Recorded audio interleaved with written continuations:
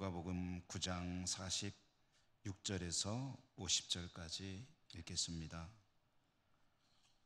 9장 46절에서 50절까지 한 절씩 교독합니다.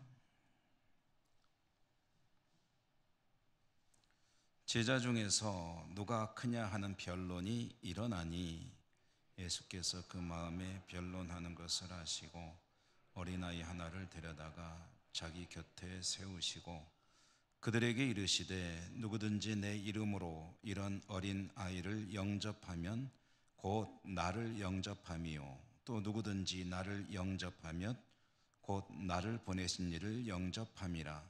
너희 모든 사람 중에 가장 작은 그가 큰 자니라. 요한이 여짜오되 주여 어떤 사람 주의 이름으로 귀신을 내쫓는 것을 우리가 보고 우리와 함께 따르지 아니하므로 금하였나이다. 예수께서 이르시되 금하지 말라. 너희를 반대하지 않는 자는 너희를 위하는 자니라 하시니라. 아멘. 오늘도 주님의 은혜가 풍성하시기를 기원드립니다. 이제 우리가 신약 성경 읽기에 들어서 이제 33번째로 계속 읽어나가는 누가복음. 오늘은 이제 9장의 말씀을 읽었는데요. 9장의 말씀을 계속 읽고 있죠.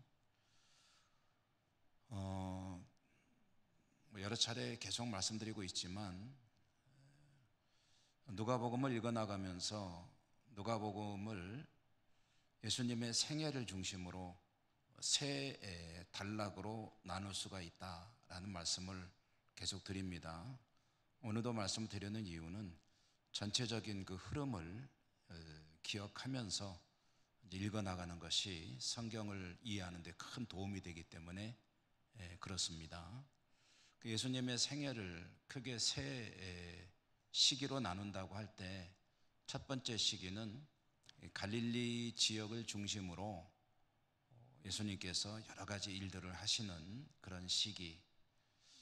두 번째는 그 갈릴리를 떠나서 예루살렘으로 가는 도중의 이야기라고 할 수가 있겠습니다. 많은 일들이 있었고요. 그 이야기를 기록해 놓은 대목이 이제 두 번째 단락이라고 한다면, 세 번째 단락은 예수님께서 예루살렘에 가셔서 거기에서 하신 일들.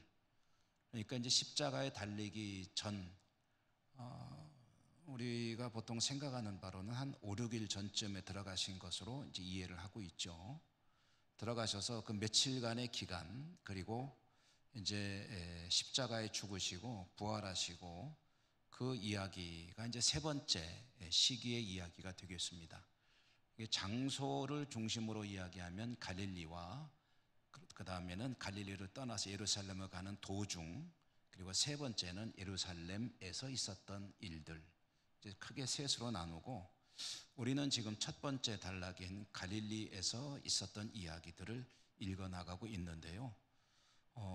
오늘 이 이야기가 이제 갈릴리에서의 마지막 이야기입니다.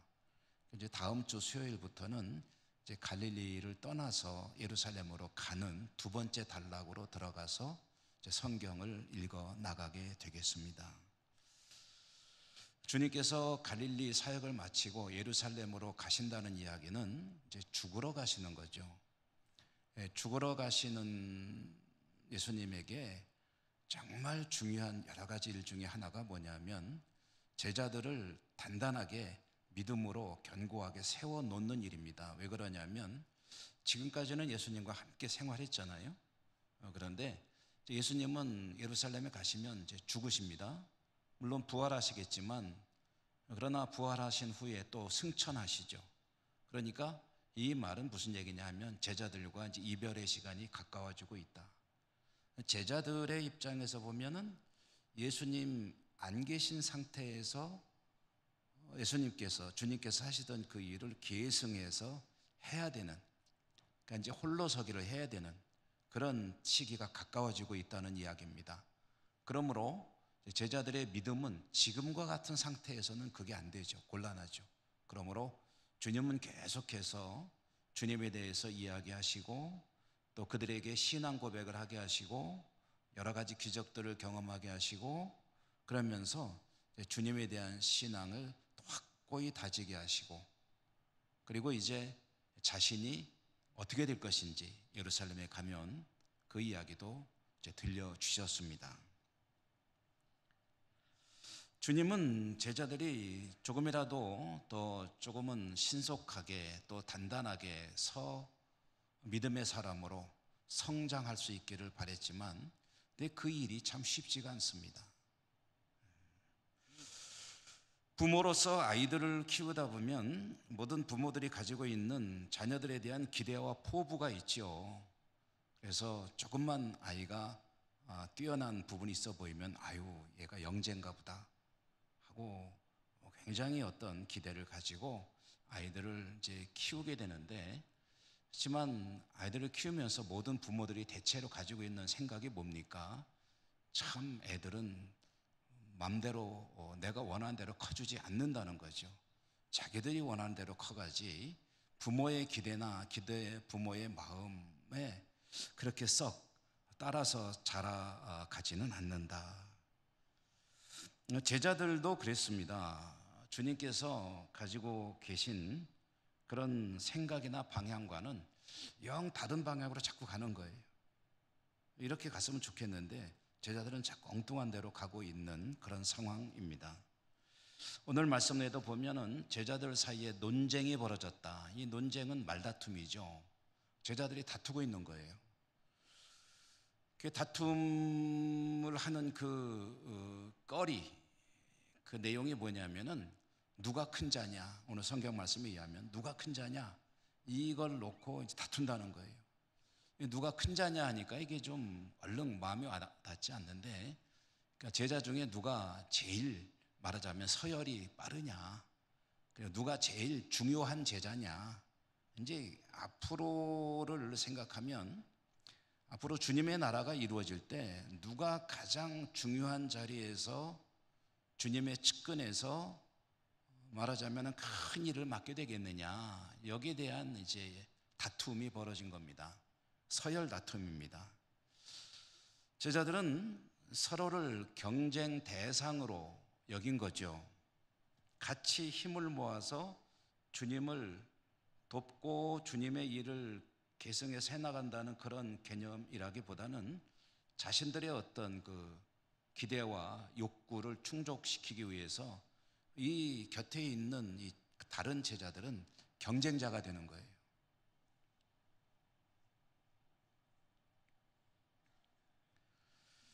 그렇기 때문에 서열의 촉각을 곤두세우고 혹시라도 주님께서 누구를 더 중요하게 여기시는 것들도 이제 눈을 부릅뜨고 쳐다보고 있겠죠.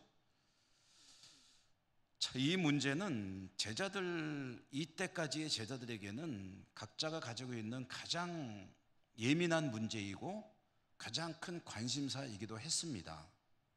그리고 그 문제가 이제 한번 누군가가 얘기를 꺼냈는지 어땠는지 제자들 사이에 이제 토론이 되어지고 나중에는 논쟁까지 되었고 말다툼이 되었다라는 그런 상황 이야기입니다. 사람들의 모임, 이제 공동체라고 해도 되겠어요.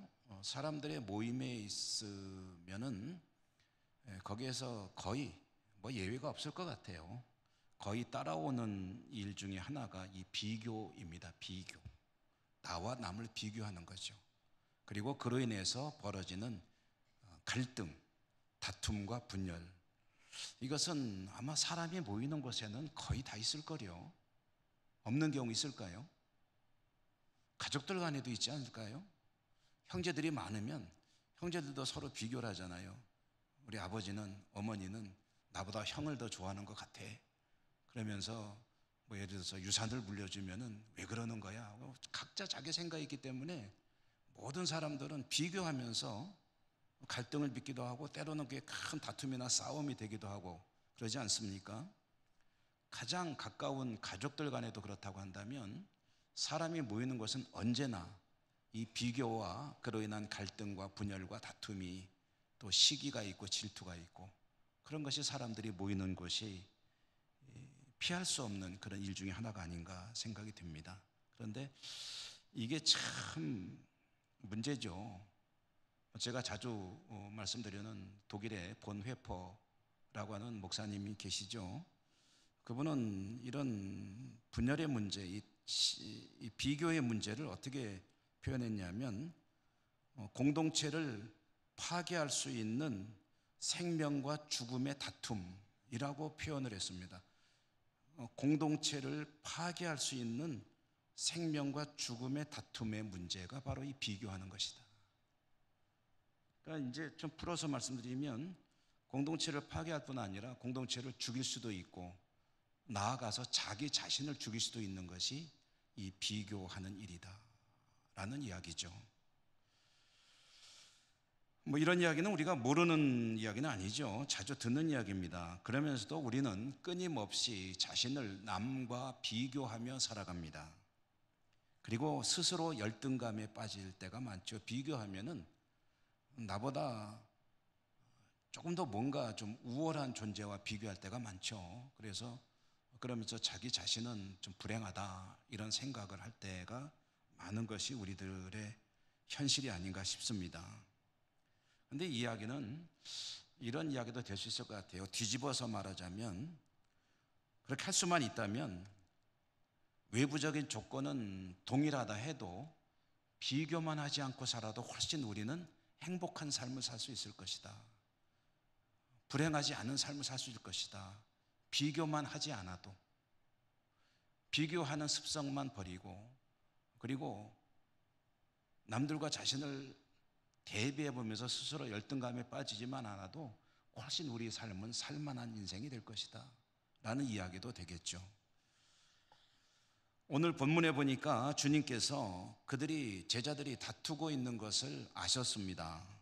다투고 있다는 사실뿐 아니라 제자들이 왜 다투는지 그들의 내면에 있는 생각이 무엇인지도 아셨습니다. 오늘 본문 속에 그들이 변론하는 것을 아셨다라고 되어 있는데요. 그들이 변론하는 것을 아셨다는 이야기는 그들의 생각을 알고 계셨다는 그런 뜻입니다. 그러니까 왜 그런 생각을 하고 있고 왜 그 생각이 다툼까지 가게 되었는지를 다 주님은 알고 계시는 거죠. 참 주님께서 기대하시는 모습과는 거리가 먼 상반된 모습을 제자들은 계속해서 보여주고 있다라고 할 수 있겠습니다. 자, 이 문제를 어떻게든 해결해야죠. 그래서 주님께서 어떻게 해결하시는가 하는 이야기를 보면은요, 주님은 어린 아이 하나를 데려오셨다는 거죠. 어린 아이 하나를 데려다가 주님 곁에 세우셨다. 주님 곁에 세우셨다는 것은요, 주님께서 주님과 이 아이를 좀 동일시하고 계신다라는 의미를 가지는 표현입니다. 이 아이가 어떤 아이일까? 아마 오늘 우리가 읽은 말씀의 바로 앞에 보면은 주님께서 변화산에 올라갔다가 내려오셔가지고 한 귀신 들린 아이를 고쳐주는 이야기가 나오죠. 그래서 뭐 그 아이일 수도 있을 겁니다. 물론 아닐 수도 있겠죠. 그건 그렇게 중요한 문제는 아닌데 어쨌든 어린아이 하나를 주님께서 데려다가 자신의 곁에 세우셨다. 그리고 말씀하셨다는 거죠. 오늘 그 말씀이 우리가 읽었던 본문 속에 나와 있죠. 누구든지 내 이름으로 이런 어린아이를 영접하면 곧 나를 영접함이요 또 누구든지 나를 영접하면 곧 나를 보내신 이를 영접함이라 라고 말씀하셨고, 그리고 이 문제에 대해서 결론을 내려주셨습니다. 그게 뭐죠? 누가 큰 자냐? 궁금하냐? 너희 모든 사람 중에 가장 작은 그가 큰 자니라 라고 말씀을 하셨습니다. 너희들이 생각하는 큰 자에 대한 개념이 이와 같이 달라져야 된다라는 이야기를 하시는 거죠. 여러분, 주님께서 이 제자들의 갈등 문제를 해결하시기 위해서 택하신 방법이 어린 아이를 내세우신 것이었습니다. 그러면은 이 주님의 행동이 가지는 의미가 뭘까? 이것은 다른 말로 하면 이 어린 아이가 가지는 의미가 뭘까 하는 것입니다. 주님이 어린 아이를 왜 내세우셨죠? 어린 아이가 가지는 의미가 뭘까요?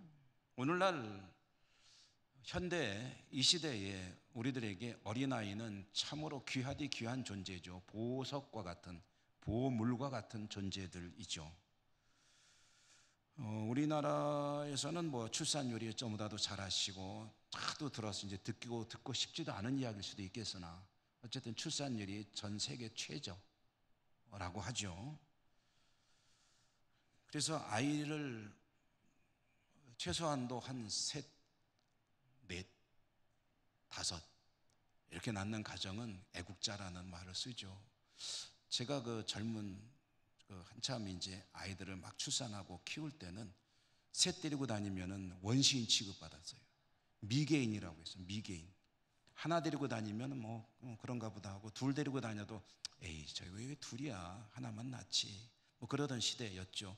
셋 데리고 다니면은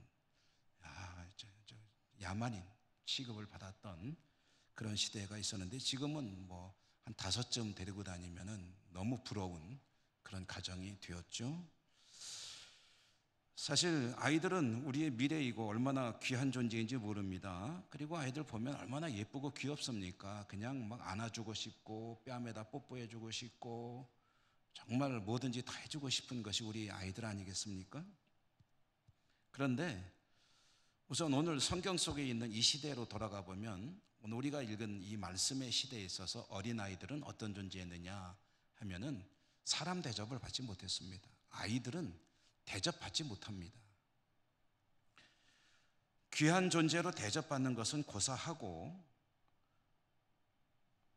사람으로서 취급도 되지 않았다. 카운트할 때 여러분 성경에 제가 가끔 말씀드리죠.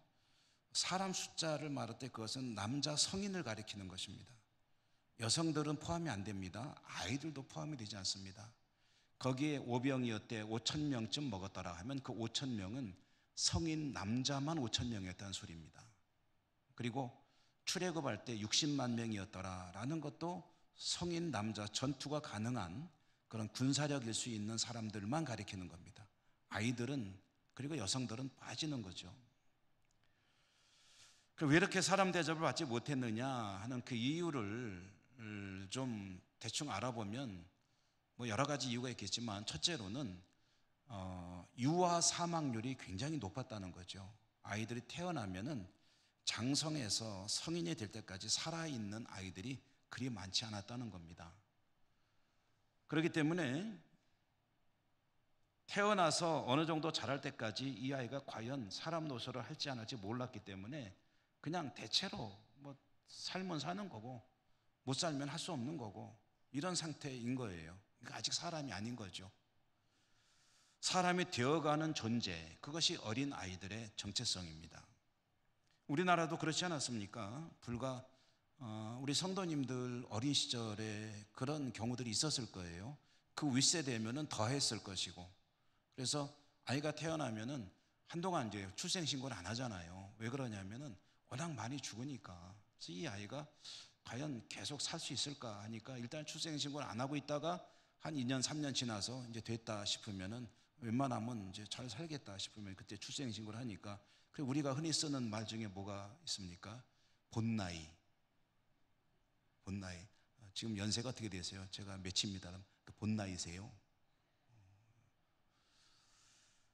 집에서 쓰는 나이가 있고 호적상으로 쓰이는 나이가 있고 그렇지 않습니까? 여기 나이 둘 가지신 분들 많이 계시죠? 뭐 남의 얘기하는 것처럼 그렇게. 그러니까 이 아이들은 아직 인간이 아닌 거예요. 좀 더 있어봐야 알아요. 또 한 가지 이유는 아이들은 그 고대 사회만 해도 경제라는 게 사실 먹고 사는 문제가 굉장히 힘들거든요. 그러니까 아이들은 그런데 생산성이 없습니다. 별로 도움이 안 돼요. 살림에 노동력도 되지 않습니다. 한 사람 몫을 할 수 없는 것이 아이들입니다. 그러니까 아이들은 어떤 존재냐면 살림에는 도움이 안 되고 식량만 축내는 존재가 아이들입니다. 그러니까 우리에게 얼마나 그 눈물겨운 이야기들이 많이 있습니까? 아이들을 입양을 보내거나 다른 집으로 보내는데 그때 하는 말이 뭐예요? 네가 가면 입 하나 더는 거 아니냐 하는 이야기는 우리가 참 그 어렵게 살던 시절에 우리에게 익숙했던 그런 이야기 아니겠습니까? 뭐 이 두 가지만 가지고도 아이들은 대접받을 그런 자격을 이미 갖추지 못한 거예요. 존중받지 못했습니다. 뭐 있어도 좋고 없어도 상관없는 그런 존재였다는 거죠. 그러니까 한마디로 말하면 하찮은 존재였습니다. 요즘 생각하면은 그야말로 상전벽해, 완전히 세상이 다른 거죠. 우리나라에서도 여성들과 아이들을 묶어서 부르는 호칭이 있죠. 뭡니까? 아녀자, 아녀자. 아녀자는 원래 그 여성들을 조금 낮추어 부르는 용어로 쓰이던 말입니다. 여자는 아이들과 같다. 근데 뒤집어 말하면 아이들은 여자와 같다. 그러니까 아이들과 여성들은 굉장히 그 비하되었던 그런 시대의 상을 반영하는 것이 아녀자라는 말입니다. 아녀자가 어딜 감히? 라고 말하면 이제 어딜 사람도 아닌, 말하자면 대접도 받지 못할 그런 존재가 그러느냐 하는 그런 의미를 담고 있는 말이었죠. 뭐 요즘에는 물론 완전히 역전됐죠. 아녀자가 아니라 아남자라고 그래야 될 것 같아요. 아남자. 아니, 아남자도 아니구나. 아녀자는 존중받는 말이고 남자가 비하되는 말이 아닐까요? 여성들의 약진이 두드러져서 남성들을 다양한 방면에서 압도하고 있고, 세계적으로 뭐 국가 원수도 여러 분 나오셨잖아요. 우리나라에서도 계셨었고, 전 세계적으로 많은 여성 지도자들이 나와서 아주 강력한 지도력을 발휘하고 훌륭한, 여성들이라고 못할 게 아무것도 없다, 오히려 더 잘할 수 있다 하는 모습을 보여주고 있죠. 그리고 아이들도 정말 가장 귀한 존재로 존중받는 시대가 되었지만, 오늘 이 본문 속에서는 그렇다는 이야기예요. 아이들은 사람도 아니다, 하찮은 존재였던 그 시대에 주님께서 어린아이 하나를 자기 곁에 세우셨습니다. 이것은 어떤 의미를 가지는 것이냐 말씀드렸지만, 주님께서 아이를 자신과 동일시하는 것입니다. 이 아이와 내가 똑같은 존재다라는 것을 의미하는 것이죠. 여러분, 오늘 본문에서 어린아이가 등장하는 성경 본문들이 제법 있는데, 여러 군데 있는데, 오늘 이 본문에서 여러분이 착각하지 않아야 하는 것이 하나 있습니다. 그것은 오늘 본문에서는 어린아이가 천국에 들어가는 모델이라는 이야기를 하는 게 아닙니다. 이 어린아이와 같이 되어야 천국에 들어갈 수 있다라는 말씀은 이 이야기랑 다른 이야기입니다. 어린아이와 같이 되어야 한다는 것이 아니고, 어린아이와 같이 되는 것이 큰 자라는 이야기도 아니고, 오늘 말씀에서 하시는 이야기 핵심은 어린아이를 존중하는 자가 큰 자다, 그런 뜻입니다. 그러면 어린아이는 누구죠? 어린아이는 하찮은 존재죠. 그러니까 이 어린아이는 하찮은 존재의 대표적인 대표 선수로 여기 등장한 셈이다, 이렇게 보시면 되겠습니다. 그러니까 사회적으로 가장 천대받고 또 가장 무시당하고 있고, 그리고 존중받지 못하고 있는 사람, 그런 사람을 존중하고 받아들이는 사람이 큰 사람이다 라는 이야기를 주님이 하시는 거다. 사회적 약자를 무시하지 않고 존중하고 기이 여기고 받아들이는 사람, 그런 사람이 큰 사람이고 주님께서 그를 큰 사람으로 인정하신다. 이런 약자들을 무시하지 않고 존중하고 받아들이는 것은 곧 누구를 영접하는 것이다? 주님을 영접하는 것이다. 그리고 주님을 영접하는 것은 곧 하늘에 계신 아버지를 영접하는 것이다. 똑같다는 거예요. 그러면 여러분, 얼른 눈치 빠르신 분들은 생각나는 말씀이 있을 거예요. 이 정도 말씀드리면, 아하, 하나님을 사랑한다는 게 뭡니까? 라고 할 때 내 이웃을 하나님을 사랑하는 것과 똑같이 사랑하는 것이 하나님 사랑이다 라고 한다면, 그 하나님을 사랑하면 이웃을 사랑하고, 그 이웃 가운데 누가 이웃입니까? 라고 질문하면은 주님이 들려주신 아주 유명한 이야기가 있죠. 뭐죠? 선한 사마리아인의 이야기. 그러니까 원수일지라도 그를 불쌍히 여기고 그를 존중하고 그가 필요한 것을 공급해주고 돕는 것이 이웃으로서의 삶이다 라는 것이고, 그렇게 살아가는 자가 큰 자라는 것이고요, 그것이 주님을 영접하는 것이고 하나님을 모셔드리는 사람의 삶의 자세다 라는 이야기를 오늘 이 어린아이 이야기 속에서 담고 있다는 말씀입니다.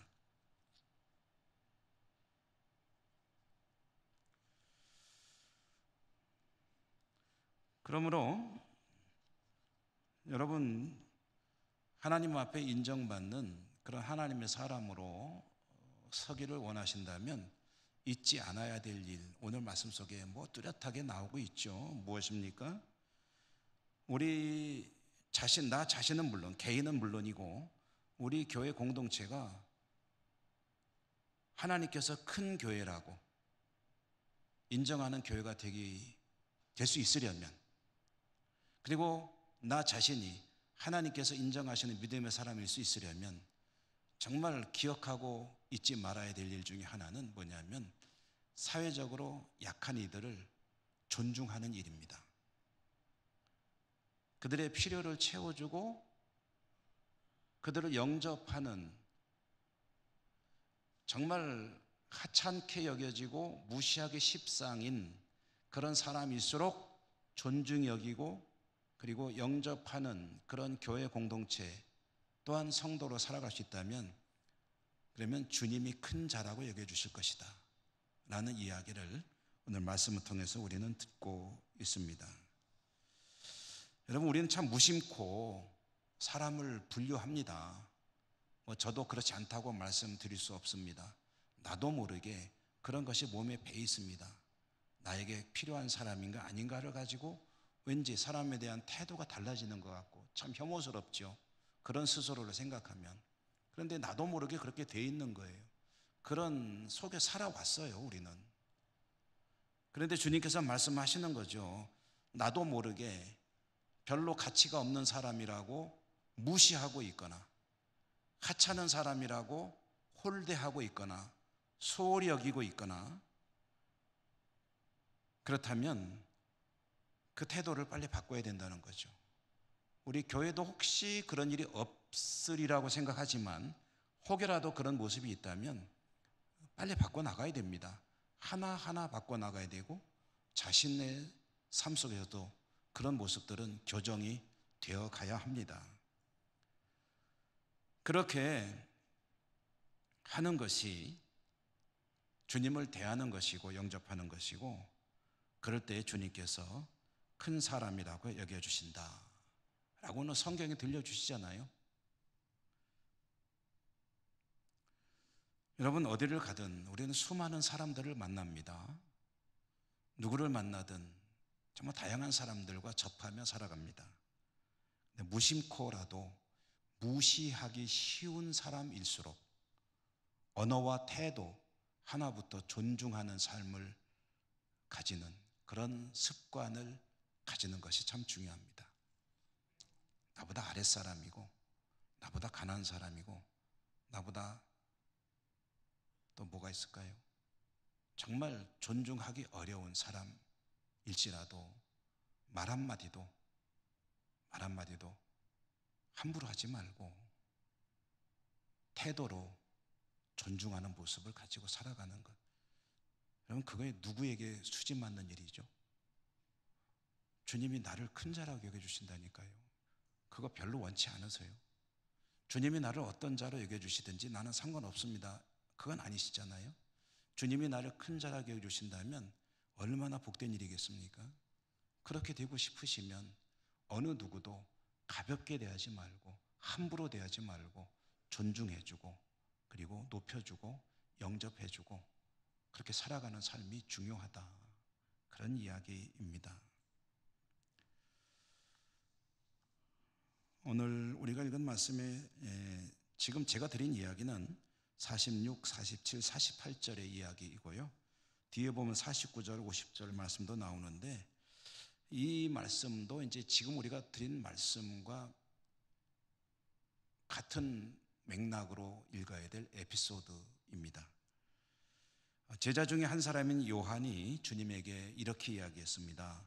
어떤 사람이 주의 이름으로 귀신을 내쫓는 것을 우리가 보았습니다. 그런데 우리를 따르지 않더군요.